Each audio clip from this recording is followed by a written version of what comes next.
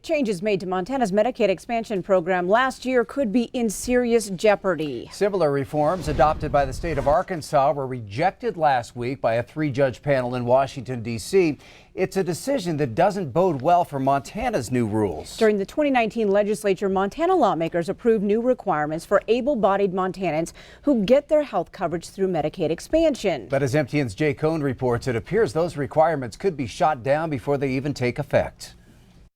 We're talking about Montana's new community engagement rules that require some Medicaid recipients to put in 80 hours a month of engagement for such things as looking for a job, volunteerism, or going to school. Those new rules were slated to take effect January 1st, but state officials are still awaiting word on whether those requirements will be allowed by the feds.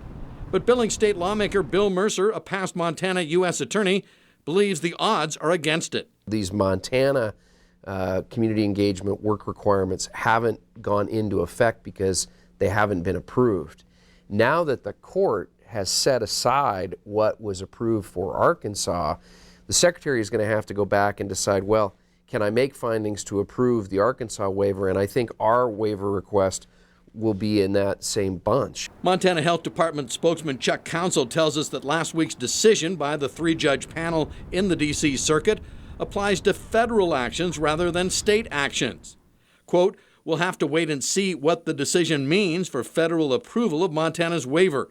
It would be premature," he says, to speculate what federal regulators will do next. Mercer, though, believes the ruling will directly impact Montana, and a possible appeal to the U.S. Supreme Court is unlikely. This is one of those three-judge panels where you look at where the people come from philosophically.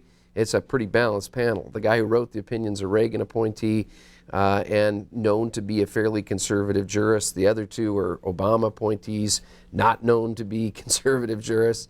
And so I think this doesn't look like a great case to go to the U.S. Supreme Court to me. So it appears likely that Montana lawmakers could be in line for a do-over when it comes to devising possible requirements for Medicaid expansion. Definitely something to watch once the 2021 legislature convenes. In Billings, Jay Cohn reporting for MTN News. Now, some people question why this three-judge panel in Washington, D.C. has jurisdiction over Montana's Medicaid expansion rules. And the lawsuit was filed there because that's where the U.S. Department of Health is located.